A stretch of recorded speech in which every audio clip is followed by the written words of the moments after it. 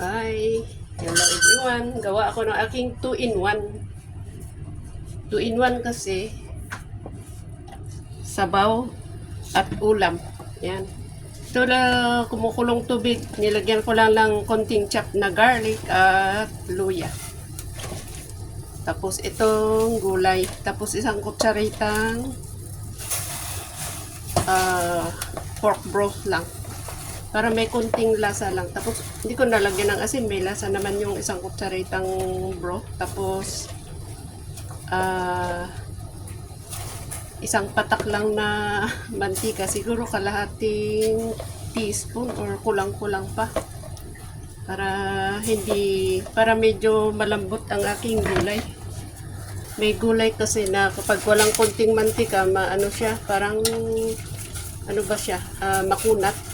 Pero pag may kunting mantika, medyo malambot. Yung talbos, kahit talbos ng kamuti, kahit walang mantika, okay yan. Wala kasing ugat yun. Ayan. Sensya na kayo sa kaldero ko. Ito kasi, ayaw kong itapon. Pwede pa naman gamitin. So, ayan. Ginagamit ko sa aking sopas. Okay, naluto na. Ayan, hindi kailangan complicated. Tapos lagyan natin ng konting spice. Ang mahalaga lang naman ay yung gulay, yun lang. Mga garlic, ginger, yun lang. Tapos yung sabaw. Tapos meron kaming natirang mga leftover food. Kumuha ako ng tigko konti. Tapos nilagay ko dito. Tapos dito ko nireheat sa rice cooker. Steam yun. Para ayaw kong gumamit ng microwave. Ayan. Tapos dahil may oil na yung mga mantika nandoon, so ilagay ko dito. Hindi ko na po kukunin yung sabaw dahil mamantika yun. Ayan, ito yung pork chop tomato.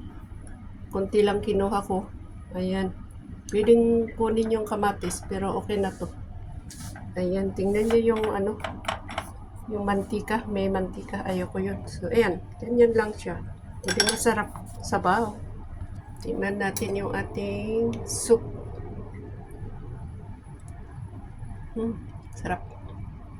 Total ako lang naman kakain. So, kahit isang kutsara, ito kutsara ko yun eh. Ayan. Yung gulay, sarap.